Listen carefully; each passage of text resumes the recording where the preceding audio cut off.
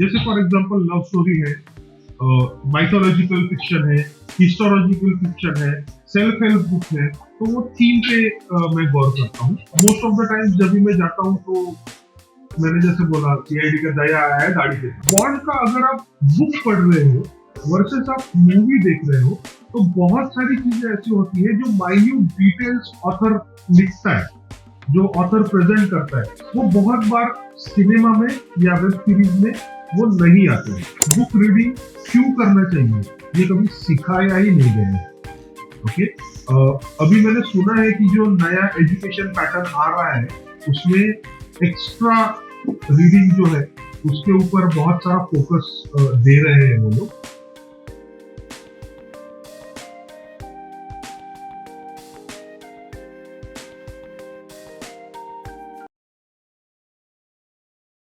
तो आज के पॉडकास्ट में आप सभी का स्वागत है। उम्मीद है आप सबका दिन अच्छा रहा होगा। तो सबसे पहले मैं अपने गेस्ट से चाहूंगा कि वो हमें अपने बारे में थोड़ा सा बताएं। Hello everyone, first and foremost thing I would like to thank the organiser of this podcast Mohit भाई to give me a chance to be on the podcast.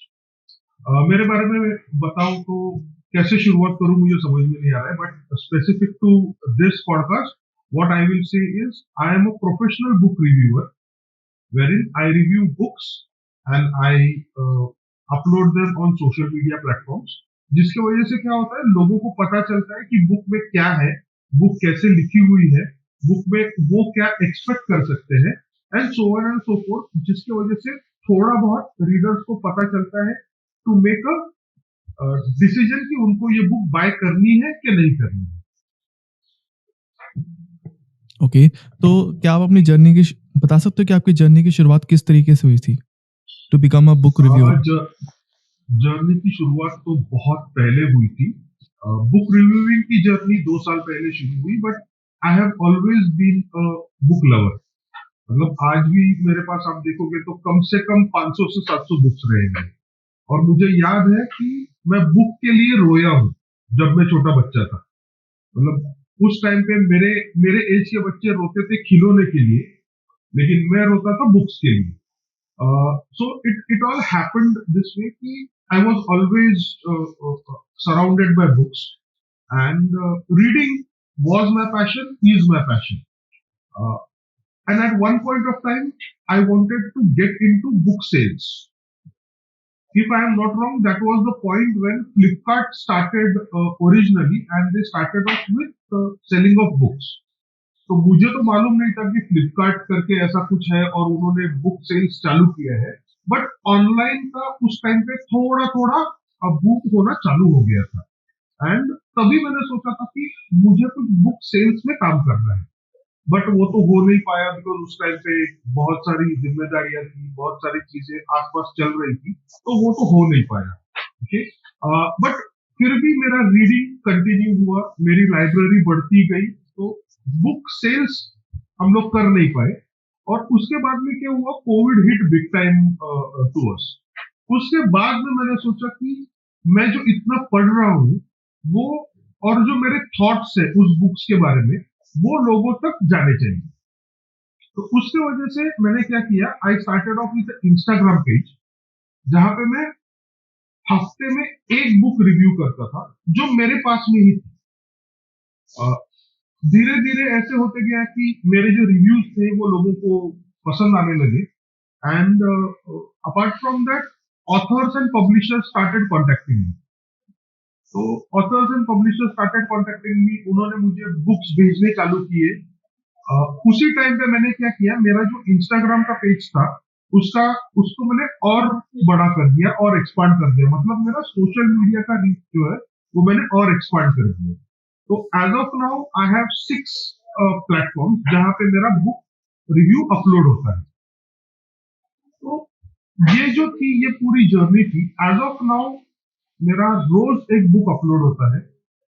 जब भी आप मुझे देखोगे तो आइदर मैं कुछ काम करता रहूंगा, या मैं अगर काम नहीं करता हूं तो मैं सिर्फ और सिर्फ बुक पढ़ता रहूं। और ऐसे पकड़ के चलिए कि आज मैं एक प्रोफेशनल बुक रिव्यूअर हो चुका हूं। Taking that into consideration, what I would like to tell you is there is a website called as Goodreads. Okay, if I am not mistaken Goodreads ये एक सिस्टर वेबसाइट है Amazon की, शायद मैं गलत हो सकता हूँ, लेकिन गुडरीड्स एक ऐसा प्लेटफॉर्म है जहाँ पे कोई भी आकर बुक रिव्यू कर सकता है। ओके, पिछले 2 साल से करीब करीब मैं बुक रिव्यूइंग कर रहा हूँ और मेरा हर एक बुक रिव्यू गुडरीड्स पे अपलोड होता है। तो it happened in the month of August, if I am not wrong, last year. I was placed at number 2 in India by Goodreads. Okay, and that was a very big achievement for me. Unfortunately, मैं number 1 पे नहीं पहुंच सका। वो कुछ criteria होते हैं उनके, वो मैं बिल्कुल नहीं कर पाया, इसलिए मैं number 1 पे पहुंच नहीं पाया। बट ये जो मेरी जर्नी थी, ये ग्रेजुअल जर्नी थी। जितना मुझे याद है, मैं 25 नंबर से धीरे धीरे क्लाइम करके ऊपर चला हूँ। ओके, एंड 2 नंबर पे मैं पहुंचा था, that was somewhere in August September, which was like a big achievement for someone from India who is into book reviewing for just around 1.5 years at that point of time. And the latest achievement ये है कि Goodreads ने मुझे 2023 के लिए number 11 पे place किया है। So this is another big achievement, frankly speaking. Majority of लोगों को शायद गुडरीड्स मालूम भी नहीं रहेगा क्या है, बट जो बुक्स पढ़ते हैं, जो बुक्स रिव्यू पढ़ते हैं, उनको अच्छी तरह मालूम है कि गुडरीड्स क्या है। So in a whole, in a nutshell, we can say I started off with somewhere around 2 years ago। 4-5 दिन में एक रिव्यू पब्लिश होता था।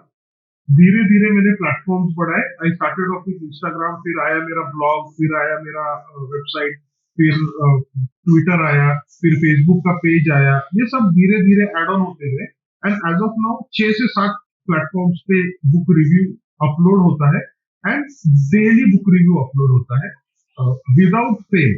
मतलब लास्ट ईयर मेरा जो लेफ्ट हैंड था वो फ्रैक्चर हो गया था। हुआ ये कि मैं टाइप ही नहीं कर पा रहा हूँ, बुक तो पढ़ रहा हूँ लेकिन टाइप नहीं कर पा रहा हूँ। तो अनफॉर्चुनेटली 3 दिन के लिए मैंने ब्रेक लिया था। If taking that into consideration, 3 दिन का ब्रेक, करीब करीब 700 से 800 बुक्स गुडरीड्स पे मैंने रिव्यू किए हुए हैं। So this is in a nutshell what my book review journey is all about. Okay, तो बुक रिव्यू की हमने थोड़ी सी आप ये जर्नी हमने जान ली, लेकिन मैं चाहता हूँ कि इसके प्रोसेस के बारे में, कि क्या प्रोसेस होता है through evaluation, through critiquing a piece of literature. तो पूरा प्रोसेस हमें एक्सप्लेन कीजिए। हर एक का प्रोसेस अलग अलग हो सकता है। ओके, मेरा प्रोसेस मैं आपको बता सकता हूँ। The first and foremost thing is, जब भी बुक मेरे पास आता है तो सबसे पहले उसका जो चीरफाड़ होती है वो उसके कवर की होती है और उसके ब्लर्ब की होती है। ब्लर्ब मतलब back side of the book, जो छोटे इसमें लिखा गया होता है कि बुक में आप क्या एक्सपेक्ट कर सकते हैं, तो उसको बुक ब्लर्ब बोलते हैं। तो सबसे पहले चीरफाड़ किसकी होती है, तो कवर पेज की होती है और बुक ब्लर्ब की होती है। उसके बाद में मेरी जो प्रोसेस ये है कि मेरा एक टाइम टेबल सेट होता है। ये बुक मेरे पास आज आई है तो ऐसे नहीं है कि इमीडिएटली मैं उसको पढ़ना चालू करूंगा, बिकॉज मेरे पास लाइन लगी रहती है बुक्स की। तो एक टाइम टेबल में वो बुक चला जाता है कि इस दिन पे ये बुक चालू करना है। ओके, उसके बाद जब ये बुक रीडिंग चालू होती है तो it all starts with basic reading. Okay, but apart from that मेरे नोट्स भी चलते रहते हैं। तो अगर मैं फिजिकल बुक पढ़ रहा हूँ, बिकॉज फिजिकल भी आते हैं, किंडल भी आते हैं, तो अगर मैं फिजिकल बुक पढ़ रहा हूँ तो मेरी एक डायरी है जिसमें मैं कंटिन्यूअसली नोट्स लिखते रहता हूँ, और अगर किंडल है तो उसी डायरी में मेरे नोट्स लिखे हुए होते हैं। तो नोट्स में क्या होता है, ये बहुत इंपॉर्टेंट है। नोट्स में सबसे पहले होता है कि what is the whole book about. Okay, characterisation कैसा है, कैरेक्टर्स जो है उनकी थीम कैसी है, ओके सॉरी, कैरेक्टर्स का जो डेवलपमेंट आर्क है वो कैसा है, ओवरऑल थीम क्या है बुक की। जैसे फॉर एग्जांपल लव स्टोरी है, माइथोलॉजिकल फिक्शन है, हिस्टोलॉजिकल फिक्शन है, सेल्फ हेल्प बुक है, तो वो थीम पे मैं गौर करता हूँ। उसके बाद में ऑथर इस बुक से क्या बोलना चाहता है वो बहुत इंपॉर्टेंट होता है, तो उसको मैं स्टडी करता हूँ, उसको मैं जॉट डाउन करता हूँ। एंड ये ऑल प्रोसेस होता है जब भी मैं बुक पढ़ रहा हूँ तभी के तभी। इसके बाद में जब भी बुक खत्म होती है, तो जैसे मेरा बुक खत्म होता है वैसे मेरा साइड बाय साइड जो रिव्यूइंग प्रोसेस चल रही है वो भी खत्म हो जाती है। एक दिन दो दिन के बाद मैं वापस उस रिव्यू पे जाता हूँ या उस पॉइंटर्स पे जाता हूँ जो मैंने लिखे हुए हैं, और फिर उसको मैं एक फ्रेम करता हूँ एक बुक रिव्यू में। बुक रिव्यू में फ्रेम करने के बाद मेरा बुक रिव्यू का जो पैटर्न है वो एक फिक्स है। बहुत सारे लोग हैं वो अलग अलग पैटर्न यूज करते हैं, कई लोग पैटर्न यूज भी नहीं करते, बट मैंने एक फिक्स पैटर्न करके रखा है। उसी पॉइंट्स के हिसाब से मेरा बुक रिव्यू जाता है। आप कौन से भी मेरे 800 बुक रिव्यूज उठा के देख लीजिए, it will always follow the same pattern. तो वो जो मैंने पॉइंट्स जनरेट किए हुए हैं वो मैं एक रिव्यू में डालता हूँ, उसको मेरे मेरे पॉइंट्स के हिसाब से मैं उसको बनाता हूँ, और फिर मैं वहीं पे रुक जाता हूँ। थोड़े टाइम के बाद या दूसरे दिन I again come back to the review, I make any changes if it is required, and then it is uploaded as per the time frame. ऐसा नहीं होता है कि आज रिव्यू फाइनल हुआ है तो इमीडिएटली आज रिव्यू अपलोड हो गया, नहीं। वो जैसे बुक आता है वैसे वो टाइम टेबल में जाता है, तो उसकी पूरी जर्नी जो है वो टाइम टेबल में होती है कि पॉइंटर्स हो गए हैं, फर्स्ट ड्राफ्ट हो गया, सेकंड ड्राफ्ट हो गया, थर्ड ड्राफ्ट हो गया। अगर अगर कोई पब्लिशर बोलता है कि मुझे रिव्यू करना है, आपका रिव्यू मुझे रिव्यू करना है, तो उसकी भी टाइमलाइंस वहां पे हर जगह पे होती है। तो मेरा जो काम है वो एकदम सिस्टमेटिकली चलता है, और इसके बाद में रिव्यू अपलोड होता है।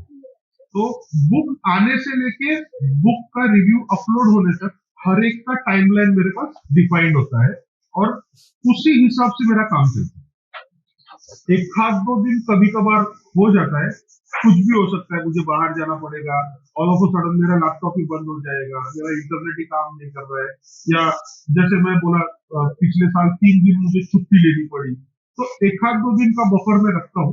लेकिन मेरे डोर से अंदर आने के बाद और रिव्यू अपलोड होने तक पूरा मैंने एक टाइम टेबल बना के रखा है, उसी हिसाब से मेरा चलता है। टेक्निकली देखा जाएगा तो ये मुझे बहुत मदद करता है। ये प्रोजेक्ट मैनेजमेंट की तरह है। देखिए 365 डेज 365 बुक रिव्यूज करना इजी बात बिल्कुल नहीं। कौन सा बुक आया ये शायद कभी मुझे पता भी नहीं चलेगा, एक आध दो मेरे बुक्स मिस भी हो सकते हैं। So taking that into consideration, I have my own set of Excel sheet जिसमें मैं सब कुछ मेंशन करता हूँ, और उसी हिसाब से मेरा चलता रहता है। So this is in whole what the whole journey of book reviewing is all about.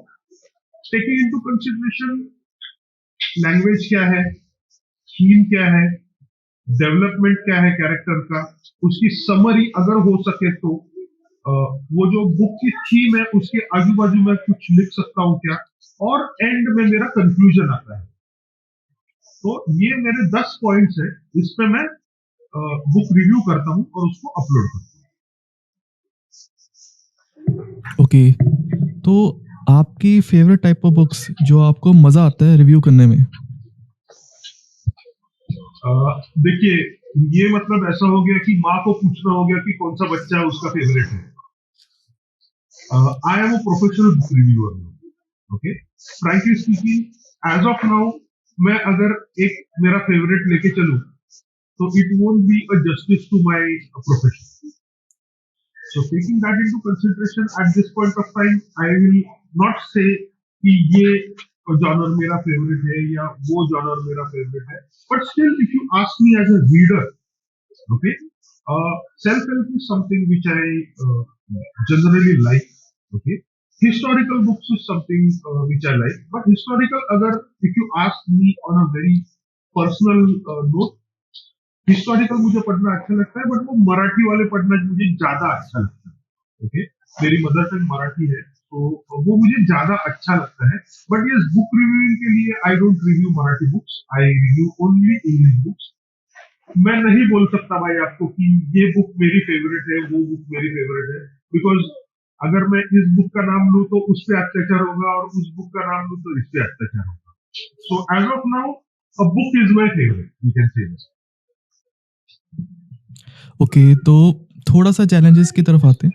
आपने कौन-कौन से चैलेंजेस अब तक फेस किए एज़ अ बुक रिव्यूअर और आप किस तरीके से उनको ओवरकम करते हो?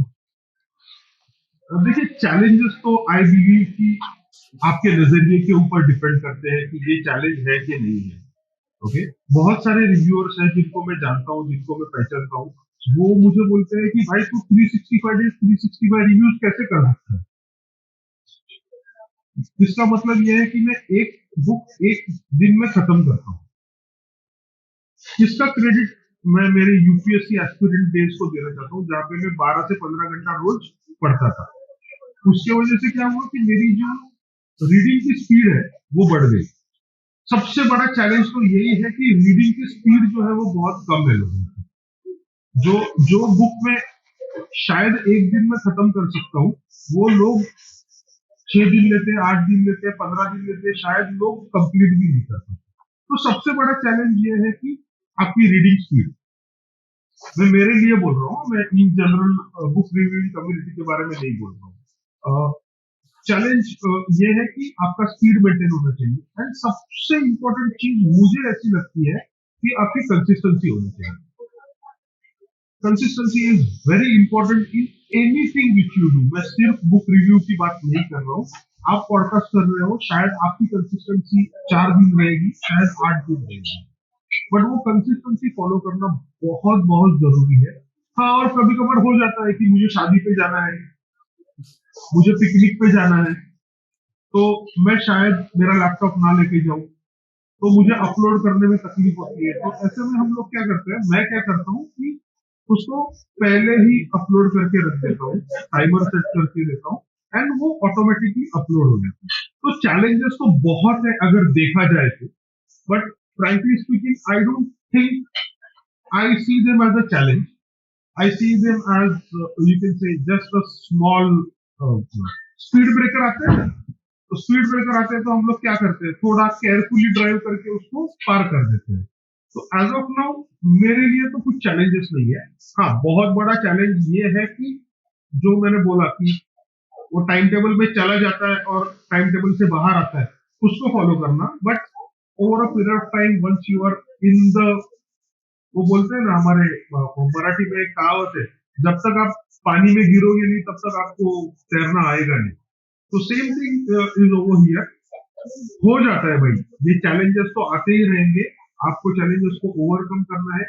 मेरे तरफ से अगर आप देखोगे तो I make it a point कि चैलेंज मुझे अगर दिख रहा है तो मैं उसको वहीं पे एड्रेस करता हूँ। जैसे मेरे पिताजी हमेशा कहा करते थे, catch them young. Catch them young मतलब क्या, जितना जल्दी हो सके उतना जल्दी उसको पकड़ो। तो मुझे दिख रहा है कि ये चैलेंज आ रहा है, तो मैं उसी टाइम पे उसको चैलेंज करता हूँ, उसको ओवरकम करता हूँ, and I move ahead. Okay, तो ऑन द फ्लिप साइड क्या-क्या रिवॉर्डिंग एस्पेक्ट्स हैं of being a book reviewer for you? Especially आपके पर्सपेक्टिव से मैं जानना चाहता हूँ। देखिए, rewards, the most important thing is I get to read a lot many books. मतलब मुझे मालूम है कि मैं कितने बुक्स रीड करता हूँ, कितने बुक्स रिव्यू करता हूँ। तो जो लिटरेचर है, लिटरेचर का हर एस्पेक्ट जो है वो मैं समझ सकता हूँ रीडिंग से। रिव्यूइंग की बात पे आते हैं, पहले हम लोग रीडिंग पे बात करते हैं कि मैं हर तरह का लिटरेचर रीड कर सकता हूँ। मैं फिक्शन रीड करता हूँ, मैं नॉन फिक्शन रीड करता हूँ, मैं पोएट्री रीड करता हूँ, मैं एसेज रीड करता हूँ। मैं कभी कभार ऐसे होता है कि सेमी टेक्निकल बुक्स मेरे पास आते हैं जो मुझे समझ सकते हैं। जैसे फॉर एग्जांपल एरोनॉटिकल इंजीनियरिंग का बुक आया, मुझे बिल्कुल नहीं समझे, बट थोड़ा बहुत टेक्निकल बुक आया, मैं समझ सकता हूँ। तो बहुत सारे ऐसे जॉनर्स हैं जो मुझे पढ़ने को मिलते हैं और उसे रिव्यू करने को मिलते हैं। तो रिवॉर्डिंग एस्पेक्ट इज थोड़ा बहुत फेम भी मिल जाता है। Okay, as of now India में बुक रिव्यूअर्स की इतनी भी बड़ी मार्केट नहीं है, बट कम्युनिटी है बुक रिव्यूइंग की जो अंदाज से हम लोग पकड़ सकते हैं।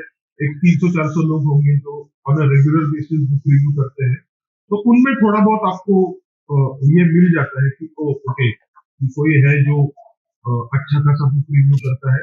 ऑथर्स आपको पहचानने लगते हैं, पब्लिशर्स आपको पहचानने लगते हैं। हाँ, और कभी कभार आपको थोड़ा बहुत पैसा भी मिल जाता है। बाकी the most important reward is मुझे बहुत अलग अलग तरीके के बुक्स रिव्यू करने को मिलते हैं, मुझे पढ़ने को मिलते हैं। ओके, तो आपने अब तक कितने ऑथर्स के साथ काम किया या उनकी बुक्स आपने रिव्यू की हो?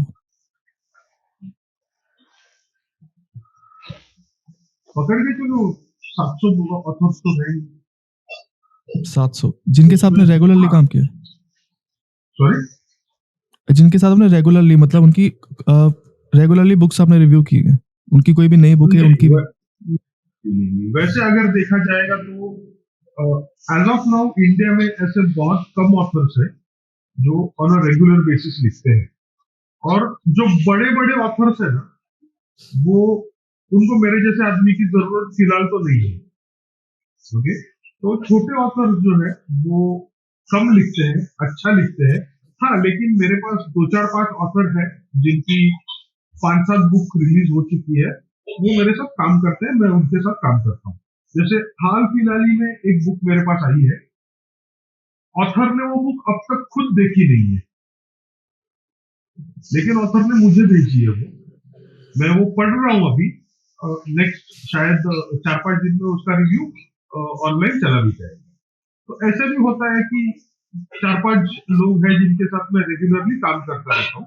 हाँ, लेकिन ऑथर से अलावा पब्लिशर्स जो है उनके साथ मैं रेगुलरली काम करता हूँ, बिकॉज ऑथर तो क्या है, एक आध दो बुक लिखता है, लेकिन पब्लिशर हमेशा नए नए बुक्स पब्लिश करता रहता है। तो मेरे ख्याल से मेरे पास अराउंड 15 एक पब्लिशर्स होंगे जो मुझे रेगुलर बेसिस पे बुक बेचते रहते हैं। ओके, तो लास्ट टाइम जब हमारी फ़ोन पे बात हुई थी, तो आपने मुझे एक पेज वन इनिशिएटिव के बारे में बताया था। तो मैं चाहता हूँ कि आप मुझे और मेरी ऑडियंस को डिटेल में बताएँ कि क्या है और ये चीज़ किस तरीके से काम करती है?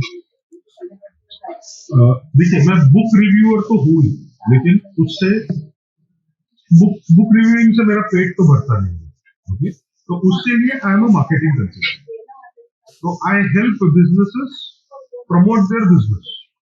सो टेकिंग दैट इनटू कंसिडरेशन, मैं ये सोच रहा था कि क्या नया कर सकते हैं जिससे एक ऑथर को और एक पब्लिशर को और ज्यादा माइलेज मिल सके as compare to what they are getting right now. तो this concept came to my mind. एक बार मैं ऐसे ही मॉर्निंग वॉक पे जा रहा था, मेरा दिन काफी जल्दी चालू होता है। I get up at 3:30 in the morning, I work till 5 o'clock, and 5 o'clock I am out for my morning walk. तो ऐसे ही मैं मॉर्निंग वॉक पे था, and all of a sudden मुझे आइडिया स्ट्राइक हुआ कि why don't we create a online property जहां पे जो बुक है उसका सिर्फ पेज नंबर 1 डिस्प्ले हो। अभी ये क्यों? तो this is first and foremostly, आज के तारीख में बहुत कम लोग हैं जो ऑफलाइन बुक स्टोर में जाते हैं और बुक परचेस करते हैं। मेजोरिटी ऑफ जो परचेस है वो आज की तारीख में डिजिटल मीडियम पे ही होता है, ऑनलाइन स्टोर्स पे ही हो रहा है। तो उसमें क्या होता है, आइदर आपको कवर पेज दिखता है या आपको बैक पेज दिखता है। बहुत बार ऐसे होता है कि आप बुक ब्लर्ब पढ़ते हो, लेकिन आपको समझ में नहीं आता है कि अंदर क्या है। तो ये मैंने इनिशिएटिव हाल फिलहाल में चालू किया है, करीब करीब 5-6 दिन पहले चालू किया है, जहां पे चैप्टर नंबर 1 रहेगा, उसका जो पेज नंबर 1 रहेगा वो मैं डिस्प्ले करता हूँ। इससे क्या होता है, आप जैसे जो रीडर्स है वो कवर तो देखते हैं, बुक ब्लर्ब भी देखते हैं, लेकिन उनको पेज नंबर 1 जो है वो भी रीड करने का चांस मिलता है, जो सिर्फ और सिर्फ फिजिकल बुक में ही मिलता है, मतलब फिजिकल स्टोर में ही मिलता है, ऑनलाइन पे नहीं मिलता। तो ये मैंने चालू किया है कि उस कॉन्सेप्ट का नाम ही पेज 1 है, जिसकी वेबसाइट है, उसका इंस्टाग्राम हैंडल है, उसका फेसबुक पेज है। So it is all in all 360 degree page one का व्हाट यू से मार्केटिंग थिंग, जहाँ पे ऑथर्स को और पब्लिशर को ज्यादा रीच मिलेगी, और आपका जो पेज नंबर वन है एज अ ऑथर और पब्लिशर, वो ज्यादा रीडर्स के पास जाएगा. तो this is a very new concept, novel concept. दुनिया में ये चल रहा है कि नहीं मुझे मालूम नहीं, बट फॉर श्योर इंडिया में तो ये फर्स्ट टाइम चल रहा है. ओके, तो आप काफ़ी सारे बुक इवेंट्स अटेंड करते रहते होगे ऑन अ रेगुलर बेसिस, तो कोई फनी एक्सपीरियंस हमारे साथ शेयर करो कि जब आप किसी ऑथर के साथ इंटरेक्ट कर रहे थे या कोई बुक इवेंट में आपके साथ कोई आपका या किसी आपके दोस्त के साथ कोई फनी एक्सपीरियंस हुआ हो. दोस्त का तो नहीं बता सकता, मेरा खुद का ही बताता हूँ मैं. एक बुक लॉन्च था, if I am not wrong. हाँ, बुक लॉन्च ही था, और बॉम्बे के एक स्टोर में था वो बुक लॉन्च, और मुझे एज अ बुक ब्लॉगर करके वहां पे वो इवेंट कवर करने को बुलाया गया. तो I don't know whether you know me or not, but my height is 6 feet 2 inches and equally I am broad. So taking that into consideration, people don't consider me as a book blogger. जिन्होंने मुझे देखा नहीं है उनके लिए मैं बोल रहा हूँ. The first impression what gets it, वो CID का दया आया है. ओके, तो जोक्स अपार्ट, मैं गया वहां पे, मैंने बताया नहीं कि मैं बुक ब्लॉगर हूँ या मुझे इस इवेंट के लिए बुलाया गया है. बट जो इवेंट ऑर्गेनाइजर्स थे ना, I don't know why this happened to them. They started thinking that I am someone from the publishing house. Okay, पहले तो मुझे समझ में नहीं आया कि ये ऐसे क्यों रिएक्ट कर रहे हैं मेरे साथ. तो लेकिन I said let us play around. Okay, तो मैंने भी उनको बताया नहीं कि मैं कौन हूँ, मैं क्यों आया हूँ.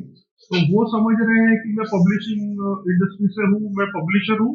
तो I also played along, and वो जो भी ऑर्गेनाइजर्स थे वो फीमेल्स थे, और थोड़ा बहुत कन्वर्सेशन हुआ. I started asking them okay on what are the marketing strategies which you use. उनको मालूम ही नहीं मैं कौन हूँ, तो दे सिंसियरली उन्होंने आंसर देना चालू किया. मुझे कुछ पूछा उन्होंने. तो अभी इतना दिन बुक्स में काम कर रहा हूँ, तो पब्लिशिंग के बारे में भी थोड़ा बहुत जानकारी है. तो जितनी जानकारी है उस हिसाब से मैंने आंसर दिए उनको. बट हाँ, एक घंटे के बाद मैंने एट लास्ट उनको बता दिया कि okay, this is not something what you are thinking of. I am just a person who reads the book and reviews the book. So this is kind of things which happen. Most of the times जब भी मैं जाता हूँ, तो मैंने जैसे बोला CID का दया आया है गाड़ी के साथ. मतलब हाल ही में ट्रैवल कर रहा था पुणे बॉम्बे एक्सप्रेस वे पे, और रुका हुआ था. तो एक जन मुझे आके बोला कि मुझे आपके साथ फोटो लेनी. मैं कौन चीज हूँ कि आप मेरे साथ फोटो ले रहे हो. भाई आप दया हो. आई ऑल्सो प्लेड अलॉन्ग कि हाँ मैं ही दया हूँ. तो my mom was besides me. She started saying कि अरे ये दया नहीं है. तो these kind of things generally happen on a regular day-to-day basis, as well as in the book reviewing thing.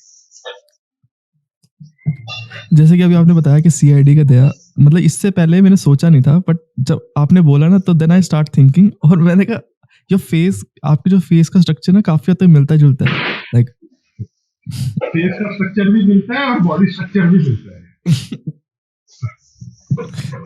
Okay okay okay. तो मेरा अगला सवाल आपसे ये है कि आपका क्या ओपिनियन है इस चीज पे कि किस तरीके से जो बुक रिव्यूज होते हैं वो इन्फ्लुएंस करते हैं रीडर्स को, और जो हमारी कम्युनिटी है लिटरली लिटरेचर जो कम्युनिटी है एज अ होल, वो किस तरीके से इन्फ्लुएंस कर रहा है.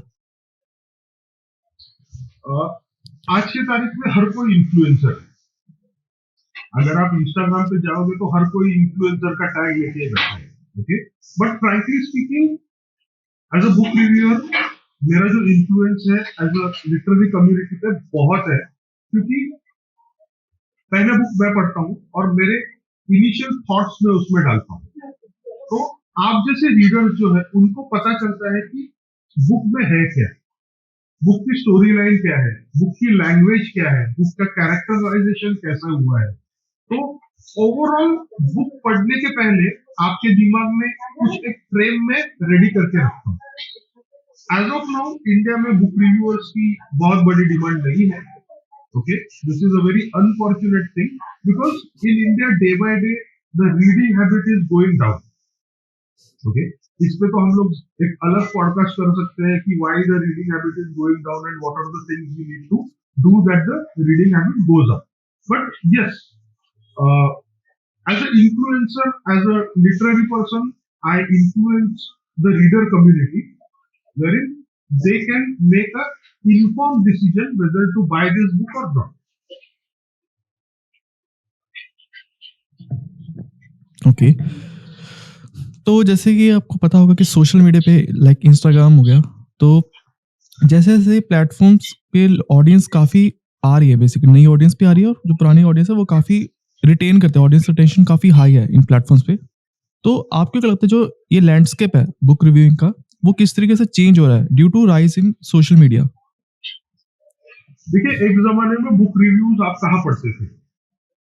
मैं पढ़ता था सिर्फ़ और सिर्फ़ मेनलाइन न्यूज़पेपर्स में, जैसे टाइम्स ऑफ इंडिया हो गया, इंडियन एक्सप्रेस हो गया, तो इसी में एक ज़माने में बुक रिव्यूज़ छप के आते थे और इसकी जो रीच थी, वो एक लिमिटेड लोगों तक की थी। लेकिन सोशल मीडिया की वजह से क्या हो गया है कि एज़ अ बुक रिव्यूअर मेरी जो रीच है, वो बहुत बढ़ गई है। मेरी इंस्टाग्राम पे अलग रीच है, मेरी फेसबुक पे अलग रीच है, मेरी ट्विटर पे अलग रीच है. तो social media in general has help overall the literary community. अगर आप ऑथर हो तो भी, अगर आप पब्लिशर हो तो भी, अगर आप रीडर हो तो भी, अगर आप बुक रिव्यूअर हो तो भी. और as of now social media की वजह से ऐसा हुआ है कि anyone can be a book reviewer. At one point of time ऐसे बिल्कुल नहीं होता था, मगर अगर मैं आज से 25 साल पहले देखता हूँ तो मुझे कहीं पे जॉब करना पड़ता था, किसी मैगजीन में या किसी न्यूज़पेपर में, तब जाके मैं मेरा रिव्यू दे सकता था. बट आज मुझे जरूरत नहीं है, सोशल मीडिया जैसा ओपन प्लेटफॉर्म मेरे पास है and actually it is helping everyone. Okay, it all depends कि आप उसका कैसे इस्तेमाल करके लेते हैं. ओके। तो जैसा कि हम देख सकते हैं कि काफ़ी सारी बुक्स की अडेप्टेशन हो रही है मूवीज़ में या सीरीज़ में। तो आपका क्या पर्सपेक्टिव है इन चीज़ों को लेके? और आपकी कोई फ़ेवरेट बुक या कोई भी बुक्स जो आप एक बड़े पर्दे पे देखना चाहते हो? ओके, आप मुझे पर्सनली पूछोगे तो अगर मैंने वो बुक रीड की है और उसी बुक का एडेप्टेशन या एक मूवी है या एक वेब सीरीज है, तो certainly my preference will go to a book only. Okay, आपने बुक पढ़ी ही नहीं है तो सर्टेनली आपके लिए प्रेफरेंस रहेगा वो मूवी या वेब सीरीज. क्या होता है मालूम है क्या? बुक और बुक से एडेप्टेशन जो होता है उसमें बहुत सारी चीजें होती है जो मिस आउट होती है. ओके, जैसे फॉर एग्जांपल मेरा बहुत फेवरेट सीरीज है बॉन्ड सीरीज. ओके, बॉन्ड का मूवी में कितनी भी बार कौन सा भी मूवी देख सकता हूँ. ओके, तो बॉन्ड का अगर आप बुक पढ़ रहे हो वर्सेस आप मूवी देख रहे हो, तो बहुत सारी चीजें ऐसी होती है जो माइन्यूट डिटेल्स ऑथर लिखता है, जो ऑथर प्रेजेंट करता है, वो बहुत बार सिनेमा में या वेब सीरीज में वो नहीं आता है. ओके, लेकिन अनफॉर्चुनेटली ऐसा होता है कि बुक पढ़ी नहीं जाती है और सिनेमा और वेब सीरीज देखा जाता है, तो लोगों को वही सिर्फ समझ में आता है. ओके, उनको बुक मालूम ही नहीं है तो वो बुक और एडेप्टेशन को कंपेयर ही नहीं कर पाएंगे. Yes, but if you ask me personally I would go for the book and then फिर वो कंपैरिजन भी हो जाता है कि बुक वर्सेस मूवी और द वेब सीरीज. पर्सनली मेरा फेवरेट तो बुक ही रहेगा, but yes I will enjoy the web series, I will enjoy the movie, जैसे मैं बॉन्ड एंजॉय करता हूँ. तो मैं बॉन्ड का बुक भी पढ़ता हूँ और मैं मूवीज भी देखता हूँ. ओके। तो ड्यूरिंग डिफिकल्ट टाइम्स, मुश्किल समय में आप किस तरीके से खुद को मोटिवेटेड रखते हो या इंस्पायर्ड रखते हो? बस काम करते जाओ यार. अप्स एंड डाउन तो जिंदगी में आते ही रहते हैं, आप बस अपना काम करते जाओ. This is what my whole mantra is कि ये इंस्पिरेशन एंड एवरीथिंग ये बहुत टेम्पररी है। इंस्पिरेशन भी टेम्पररी है, आपका जो निगेटिव इम्पैक्ट है या जिसको डाउनफॉल बोलते हैं वो भी टेम्पररी है। ओके, जस्ट आपका काम करते जाओ और जहां पे आपको लगता है कि ओके मुझे चेंज करना चाहिए, चेंज करो, because there is only one thing which is constant in this life is change. तो जितनी जल्दी आप चेंज को अडॉप्ट कर सको आप अडॉप्ट करो और बस काम करते जाओ, काम करते जाओ। दैट इज द ओनली ये इंस्पिरेशन आज है, कल नहीं है, परसों वापस है। मैंने एक बार एक सेंटेंस सुना था, inspiration is like a bath, आपको रोज लेना पड़ता है। मुझे मालूम नहीं सच में वो है कि नहीं, बट मेरा काम ही मेरा इंस्पिरेशन है, फ्रैंकली स्पीकिंग। जब भी मेरा रिव्यू ऑनलाइन जाता है, जब भी लोग उस पर एंगेज करते हैं, जब भी और बहुत सारे लोग उसको पढ़ते हैं और बुक परचेज करते हैं, तो यही मेरा इंस्पिरेशन होता है। लेकिन सबसे इंपॉर्टेंट चीज, अगर मैं मोरली डाउन भी हूँ, अगर मैं मोरली बहुत अप भी हूँ, तो भी मुझे वो काम करते जाना है और मुझे काम करना है। That is the only inspiration personally for me. Rewards आते हैं, रिवॉर्ड्स जाते हैं, कभी कभार आपको गाली भी मिलती है सोशल मीडिया पे। हेट तो बहुत है आजकल सोशल मीडिया पे, तो ये सब तो ठीक है, लेकिन काम करने का inspiration is the most inspiring thing which is I feel personally. Okay, तो let's suppose if I want to be a book reviewer, suppose मैं अपनी एक जर्नी स्टार्ट करना चाहता हूँ, तो मैं मेरा पहला स्टेप क्या होगा और मैं कितनी सैलरी, कितना पैसा एक्सपेक्ट कर सकता हूँ? सबसे पहले मुझे ऐसा लगता है कि अगर आपको पढ़ने का शौक ही नहीं है तो आप बुक रिव्यूअर बन ही नहीं सकते। जैसे मैं हमेशा कहता हूँ कि लाइब्रेरी में जो काम करने वाला आदमी होता है ना, उसको बुक के साथ प्यार होना चाहिए, तभी वो लाइब्रेरी में अच्छी तरह से काम कर सकता है। वैसे ही अगर आपको बुक रिव्यूइंग की जर्नी आपको स्टार्ट करनी है, प्रोफेशनली आपको बुक रिव्यू चालू करना है, तो first and foremost thing you need to be a book reader, a book lover. Yes, उसके बाद once you are a book lover, you are a book reader and then you say okay I need to start my journey, तो देखो, पढ़ो कि book reviews कैसे हैं, लोग कैसे उसको रिव्यू करते हैं, what are the factors which you need to highlight when you write a review. आपकी जर्नी धीरे धीरे चालू होगी। मैं ऐसे नहीं बोलूंगा कि डे वन पे आपका जो बुक रिव्यू है वो एकदम रिफाइंड रहेगा, मेरा भी नहीं था। ओके, जब भी मैंने चालू किया तो मेरा भी उल्टा सुलटा होता था, ऊपर नीचे होता था, but after a period of time वो स्ट्रीमलाइन होता है। तो पढ़ना चालू करो, उसको समझना चालू करो। जब भी आप बुक को सिर्फ पढ़ोगे नहीं, कंज्यूम करोगे, तभी आप एक बुक रिव्यूअर बन सकते हो। और ये जो क्राफ्ट है ये एक दिन में नहीं होने वाला है, बच्चा एक दिन में नहीं पैदा होता है। ओके, वैसे ही बुक रिव्यू जो है वो एक बच्चा है आपका, उसको धीरे धीरे धीरे ही वो पैदा होगा। एंड माइट भी किसी को 2 महीना लग सकता है पूरा बुक रिव्यू एक अच्छा लिखने के लिए, किसी को 3 महीने लग सकता है, शायद मुझे 4 महीने लगे एक प्रॉपर फॉर्मेट पे आने के लिए। बट हाँ, आप चालू करो, बुक पढ़ना चालू करो, तभी ही आप बुक रिव्यू बन सकते हो। और सबसे इम्पोर्टेंट चीज, लैंग्वेज से प्यार होना चाहिए। मतलब मैं ग्रामर की बात नहीं कर रहा हूँ, मैं लैंग्वेज की बात कर रहा हूँ। लैंग्वेज से प्यार होना चाहिए, भले वो कोई सी भी लैंग्वेज हो, आपकी मदर टंग हो या फिर फॉरेन लैंग्वेज हो या कौन सी भी लैंग्वेज हो, आपको लैंग्वेज से प्यार होना चाहिए। और बुक सामने आए ना तो उसको पढ़ने का मन होना चाहिए। बहुत सारे लोग होते हैं जो बुक खोलते भी नहीं है कभी जिंदगी में। मेरे बहुत सारे फ्रेंड्स हैं जिन्होंने आज तक बुक पढ़े ही नहीं है, एकेडमिक बुक छोड़ के। बहुत सारा चीज है जो वो उनको मिल ही नहीं पा रहा है। बट यस, चालू करो, रीड करना चालू करो, उसको अंडरस्टैंड करना चालू करो, धीरे धीरे लिखना चालू करो, and then you can be reviewer और a professional reviewer like me. Salary की बात अगर हम लोग करें तो अगर आप किसी न्यूज़पेपर में हो, अगर आप किसी मैगजीन में हो, तो वहां पे आपको एक फिक्स सैलरी मिलती है।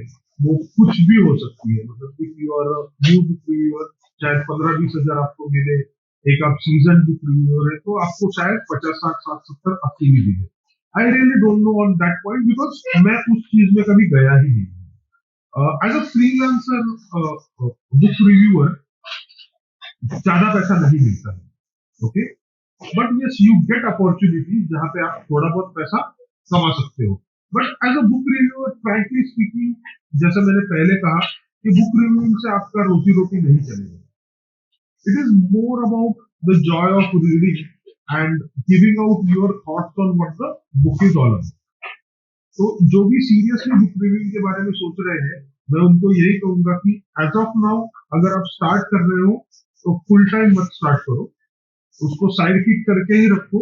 और आपको ऐसे लगता है कि एक कंसिडरेबल अमाउंट आप बना पा रहे हो उसके through, then you can think of shifting from a part time to a full time. जैसे मैंने आपको कहा कि मैं मार्केटिंग कंसल्टेंट पहले हूँ और बुक रिव्यूअर बाद में हूँ। बिकॉज बुक रिव्यू से मेरी रोजी रोटी नहीं चल पाएगी as of now in India, because India is a very different market if you compare to international market. और बुक्स का डिमांड ही बहुत कम है आज के तारीख में, तो बुक रिव्यूअर्स का तो और भी कम रहेगा। But certainly it is a very rewarding profession. बहुत सारी नई नई चीजें आपको रोज सीखने को मिलती है। एक दुनिया को एक आपका नजरिया बताने को मिलता है कि this are what my thoughts are on the book. And एक भी आदमी को आप कन्विंस कर पाओ ना कि ये बुक ले लो, that is what your salary is all about. Okay, तो इंडियन मार्केट जो है वो इंटरनेशनल मार्केट से किस तरीके से डिफरेंस है? अगर आप बुक रिव्यूअर बनना चाहते हो इंडिया में और बाहर किसी कंट्री में, क्या क्या डिफरेंसेस होते हैं? सबसे पहले चीज तो वहां पे बुक रिव्यूअर को इज्जत मिलती है जो हमारे यहाँ पे नहीं मिलती है, ओके। वहां वहां पे बुक पढ़ने का जो है वो उनके स्कूल डेज से शुरुआत करते हैं। हमारे यहाँ पे वो कल्चर है ही नहीं, ओके। हम लोग कैफेज में जाते हैं, तो हम लोग कौन से कैफेज में जाते हैं? हम लोग स्पोर्ट्स कैफे में जाते हैं। स्पोर्ट्स कैफे में भी हम लोग स्पोर्ट्स देखने को नहीं जाते, वहां का एम्बियंस देखने को जाते हैं। जबकि there are many book cafes जो धंधा कर नहीं पा रहे हैं क्योंकि लोग ही नहीं आते हैं, ओके। सो हमारा कल्चर ही अलग है as compare to what their culture is all about. Taking into consideration कुछ उनके पॉइंट्स है जो अच्छे हैं, कुछ हमारे पॉइंट्स है जो अच्छे हैं। बट यस, बुक रीडिंग का जो कल्चर है वो इंडिया में दिन ब दिन नीचे जा रहा है, and that is what the whole concern is about. Okay, तो अकॉर्डिंग टू योर पर्सपेक्टिव हम ऐसा क्या कर सकते हैं कि जिससे ये जो ग्राफ नीचे जा रहा है इसको ऊपर लेके जाए? देखिए, सबसे पहले तो माँ बाप को रीड करना चालू करना चाहिए। माँ बाप ही नहीं पढ़ेंगे तो बच्चे कैसे पढ़ेंगे, ओके। तो अनफॉर्चुनेटली आज आप, मतलब मैं बॉम्बे रहता हूँ तो मुझे लोकल ट्रेन से ट्रैवल करना पड़ता है। आप लोकल ट्रेन में ट्रैवल करो, इतना बड़ा डब्बा है जो खचाखच भरा पड़ा है, कम से कम 3000 लोग एक डब्बे में रहेंगे। When I am talking about the peak time, okay. 3000 छोड़ो, 1000 पकड़ो, 1000 भी उसमें से कितने लोग रहेंगे जो बुक खोल के बुक पढ़ते रहेंगे? एक हाथ दूसरा रहेगा, ओके। तो ये क्यों है? क्योंकि हमको बुक रीडिंग क्यों करना चाहिए ये कभी सिखाया ही नहीं गया है, ओके। अभी मैंने सुना है कि जो नया एजुकेशन पैटर्न आ रहा है उसमें एक्स्ट्रा रीडिंग जो है उसके ऊपर बहुत सारा फोकस दे रहे हैं वो लोग। बट मैं वापस कहूंगा कि आज के माँ बाप जो है वो सादा न्यूज़पेपर नहीं पढ़ते, तो बच्चे क्या पढ़ेंगे, ओके। बहुत सारी लाइब्रेरीज होनी चाहिए जहां पे बुक का एक्सेस जो है वो इजीली होना चाहिए, ओके। आज की तारीख में ऐसे हुआ है कि बुक खरीदना बहुत हेवी लग रहा है लोगों को, ओके। उसको फैक्ट भी है कि आज कोई भी बुक 250-300 रुपए के नीचे नहीं रहेगा। और ये मैं इंडियन बुक की बात कर रहा हूँ, अगर फॉरेन पब्लिकेशन है तो 500 रुपए तो कम से कम है, ओके। तो वो लोगों को हेवी लग रहा है, क्यों? क्योंकि उनको आदत ही नहीं है। मेरे लिए तो मैं 500 रुपए ऐसे खर्च करूँ बुक पे, ओके। मैं एक शर्ट कम लूं लेकिन मैं 4 बुक्स ले लूं। तो ये ये थोड़ा बहुत माँ बाप को समझना चाहिए कि अगर बच्चे को पढ़ना है, बच्चे को पढ़ाना है, तो खुद पढ़ना बहुत इंपॉर्टेंट है। आप देखिए वेस्ट में जो कल्चर है ना वो रीडिंग का इंडिया से ज्यादा अच्छा है। ओके, मैं कंपेयर बिल्कुल नहीं कर रहा हूँ, don't take it other way, but वहां का रीडिंग कल्चर हम लोग से ज्यादा इवॉल्व है। वहाँ के माँ बाप पढ़ते हैं, इसके लिए बच्चे भी पढ़ते हैं। वहाँ पे लाइब्रेरी बहुत इजीली एक्सेसिबल है। यहाँ पे लाइब्रेरीज कितनी है मुझे मालूम नहीं। गवर्नमेंट की लाइब्रेरीज तो हम लोग उस पर बात ना करें तो भी अच्छी बात है, बट ये 360 डिग्री अप्रोच होना चाहिए गवर्नमेंट की तरफ से, प्राइवेट प्लेयर्स के तरफ से, इंडिविजुअली माँ बाप की तरफ से, दादी की तरफ से, नाना नानी की तरफ से, तभी ये जो रीडिंग कल्चर है ये बढ़ पाएगा। Okay. So what do you think what do you think is the biggest misconception about being a book reviewer in India especially? सबसे इम्पोर्टेंट चीज तो ये है कि बुक रिव्यूअर को कुछ करना ही नहीं है, 2-4 पन्ने पढ़ने हैं और बुक रिव्यू कर देना है।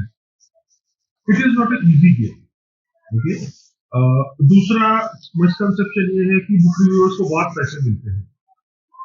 ओके, तीसरा मिसकंसेप्शन यह है कि ऑथर ही रिव्यू लिख के देता है। ओके, तो बहुत सारे मिसकंसेप्शन है। अनफॉर्चुनेटली क्या है कि book reviewing as a profession लोगों को पता ही नहीं है, इसकी वजह से मिसकंसेप्शन बहुत है। शायद ये खरे भी हो सकते हैं, आई really don't no. Okay, but मुझे पर्सनली देखा जाएगा तो ये सब मिसकंसेप्शन लगते हैं। और ना मैं अच्छा खासा पैसा बना रहा हूँ, ना ऑथर मुझे लिख के दे रहा है रिव्यू, ना मुझे 2-3 पेज पढ़ के बुक रिव्यू में मैं लिख पा रहा हूँ। तो ये सब मिसकंसेप्शन है जो लोगों के दिमाग में है, क्योंकि लोग हमको जानते ही नहीं है, हमको इंटरनली पहचानते ही नहीं है कि बुक रिव्यूइंग प्रोसेस क्या होती है, यही उनको मालूम नहीं है। बुक रीडिंग की प्रोसेस मालूम नहीं है, बुक अंडरस्टैंडिंग की प्रोसेस मालूम नहीं है, तो रिव्यूइंग की प्रोसेस तो बहुत दूर हो गई उनके लिए। तो बहुत सारे मिसकंसेप्शन है, ये 2-3 मैंने आपको गिनाए हैं जो प्रिवेलेंट है आज के तारीख में। ओके, तो रैपिड फायर राउंड मैं आपको 2 ऑप्शन दूंगा, उनमें से आपको एक ऑप्शन सिलेक्ट करना है, पेपर बैक और ई book. Paper back certainly, you know, मुझे मालूम नहीं आप कितने बुक्स पढ़ते। लेट मी यू कैन से एक्सप्लेन द आंसर। नया बुक जब भी आता है तो उसका स्मेल लीजिए आपको, तो उसका स्मेल एक नशा देता है आपको। तो मुझे तो देता है, शायद आपको देगा, मालूम नहीं मुझे, बट वो जो नशा है ना वो और कहीं भी आपको मिलेगी नहीं। इसके लिए सर्टनली पेपर बैक। फिक्शन और non fiction? A book. Okay, favourite reading spot? ऐसा कुछ भी नहीं यार, मैं कहीं पे भी पढ़ लेता हूँ, मैं कहीं पे भी पढ़ लेता हूँ, मैं कहीं पे भी बुक रिव्यू जनरेट कर सकता हूँ। मेरा कुछ ऐसा फेवरेट नहीं है। अगर मैं ट्रैवल कर रहा हूँ तो मैं बस में पढ़ता हूँ, मैं लोकल में पढ़ता हूँ। अगर मैं घर पे हूँ तो शायद मेरे बेड पे पढ़ता हूँ, मेरे स्टडी टेबल पे पढ़ता हूँ। मेरा ऐसा कुछ नहीं है, फेवरेट रीडिंग स्पॉट नहीं है। और book is more important for me, reading is more important for me. Okay, if you got the opportunity to interview any author, अगर आपको मैं कहूँ कि आपको किसी भी ऑथर का इंटरव्यू लेना है, तो आप इंटरव्यू किसका लोगे और पहला सवाल आप क्या पूछोगे? Very tough question, but frankly speaking, if given a chance, James bond series के जो क्रिएटर है इयन फ्लेमिंग, मैं उनका इंटरव्यू लेना पसंद करूंगा, उनसे मिलना पसंद करूंगा। और जो फर्स्ट थिंग मैं उनको पूछूंगा कि इतने सारे विलन्स आप कैसे पैदा कर सकते हो। बॉन्ड तो ठीक है, बॉन्ड एक ही है, लेकिन हर बार विलन अलग अलग होता है, तो इतने सारे विलन्स आप कैसे पैदा कर सकते हो। So this I think would be the first question which I would ask you. Okay, if you could have a dinner with any celebrity, male और फीमेल, तो वो कौन होगा और क्यों? Okay. देखो, मैं एक के साथ नहीं जाऊंगा, मैं 2 के साथ जाऊंगा, और दोनों के साथ एक साथ जाऊंगा। Okay, so it won't be a 2% dinner, it would be a 3% dinner. Okay, and the reason why I am saying कि मुझे दो आदमी या दो लोग चाहिए is because दोनों की आइडियोलॉजी कंप्लीटली अलग अलग है. ओके, दोनों के थॉट प्रोसेस कंप्लीटली अलग अलग है. तो मेरे ये साइड पे होंगे प्राइम मिनिस्टर नरेंद्र मोदी और ये साइड पे होंगे राहुल गांधी, जो जिनके साथ मैं डिनर पे जाना चाहूंगा. दोनों भी सेलिब्रिटी ही है आज के तारीख में. तो बेसिक उसका रीजन ये है कि दोनों के व्यू पॉइंट्स अलग अलग है. तो एज एन इंडिविजुअल मुझे दोनों व्यू पॉइंट्स इम्पोर्टेंट लगते हैं. सो टेकिंग दैट इनटू कंसिडरेशन ये दो लोगों के साथ मैं डिनर डेट पे जाना चाहूंगा. बेसिकली मजा भी आएगा इंटरेक्शन में क्योंकि दोनों आपस में एक दूसरे लड़ेंगे आप मजे हो गए. नहीं, उसमें शायद मेरा कचुम्बर ना बने, ये मुझे देखना पड़ेगा. ओके, तो if you could have any super power तो वो सुपर पावर क्या होगी और उसका आप किस तरीके से इस्तेमाल करोगे? अगर सुपर पावर होगी तो मैं यही कहूंगा कि रीडिंग कल्चर जो है, रीडिंग हैबिट जो है वो इंडिया में ज्यादा से ज्यादा होना चाहिए. ओके, सुपर पावर होगी तो गवर्नमेंट को मैं कंपेल कर सकता हूँ कि ये चीज करो जिससे रीडिंग कल्चर बढ़े, रीडिंग हैबिट्स बढ़े. ओके, तो यही मैं करूंगा. अगर मेरा सुपर पावर है मेरे पास तो मैं रीडिंग कल्चर, रीडिंग हैबिट बढ़ाने की कोशिश करूंगा. ओके, अगर आप किसी एक बुक के कैरेक्टर हो लेट्स सपोज, तो आप कौन सा कैरेक्टर प्ले करोगे उस बुक में? जेम्स बॉन्ड भाई, जेम्स बॉन्ड ही प्ले करूंगा. मुझे मालूम नहीं जेम्स बॉन्ड के बारे में आपको कितना मालूम है, बट जेम्स बॉन्ड ना बहुत एक नालायक किस्म का आदमी है. मतलब वो है अच्छा, लेकिन उसमें एक कहीं पे तो आपको झलक दिखती है जो थोड़ी सी विलेनिश होती है. ओके, तो इफ गिवन अ चांस मैं तो जेम्स बॉन्ड का कैरेक्टर प्ले करना चाहूंगा. मेरी बॉडी सूट नहीं करती है उसके लिए, आई अंडरस्टैंड दैट. मुझे मालूम नहीं आपको मालूम है कि नहीं, बट मैंने कहीं पे पढ़ा था कि जेम्स बॉन्ड का कैरेक्टर जो प्ले करता है ना, उसके कुछ स्पेसिफिक ये होते हैं, एट्रीब्यूट्स होते हैं कि आपका चेहरा ऐसा ही होना चाहिए, आपका चेस्ट साइज यही होनी चाहिए, आपकी वेस्ट साइज यही होनी चाहिए, आपकी हाइट यही होनी चाहिए. तो मैं कहीं पे भी उसमें बैठता नहीं हूँ. Okay, but yes if given a chance मैं जेम्स बॉन्ड प्ले करना चाहूंगा which has both the sides. वो अच्छा भी है और थोड़ा सा विलनिश भी है. ओके, तो if time travel is possible let's say, तो आपके पास टाइम मशीन मैंने आपको दे दी, तो आप टाइम में पीछे जाके आप अपने पास्ट वर्जन से क्या कहोगे, क्या एडवाइस दोगे या क्या बातचीत करोगे? अगर टाइम ट्रेवल पॉसिबल है और अगर मुझे पीछे जाना है तो मैं कहूंगा यार तेरे एसएससी के मार्क्स अच्छे कर. Getting my point. एसएससी के मार्क्स तेरे अच्छे कर तो शायद तेरा करियर है वो कहीं और चला जाता. मैं ऐसे नहीं बोल रहा हूँ कि I am not happy with my career, but still उस टाइम पे मैं अगर चेंज कर सकता था, तो कर पाऊं तो मैं वो चेंज करूंगा. और मैं टाइम ट्रेवल में जाके उस आदमी को मैं ये बोलूंगा कि भाई खुल के जिंदगी जी, खुल के जिंदगी जी. ये दुनिया है ना, ये तो बात करेंगे ही, कुछ तो लोग कहेंगे, लोगों का काम है कहना. तो doesn't make a difference, you live your life. ये मैं मेरे टाइम ट्रेवल में जाके मुझे ही कहूंगा. Of course to a certain extent I am living my life today, but to a certain extent मैं उस जमाने से करता था तो शायद कुछ और होता था आज एज ऑफ नाउ. ओके, तो एसएससी में मार्क्स कितने आए थे आपके? अरे यार क्यों बेइज्जती करवा रहे हो मेरी. पास हो गया था ऐसे पकड़ के चले. मेरे ख्याल से सेकंड क्लास आया था if I'm not wrong. Okay, तो बिफोर रैपिंग द पॉडकास्ट, आप हमारे जितने भी व्यूअर्स हैं, जितने भी लिसनर्स हैं, उनको आप क्या कहना चाहोगे?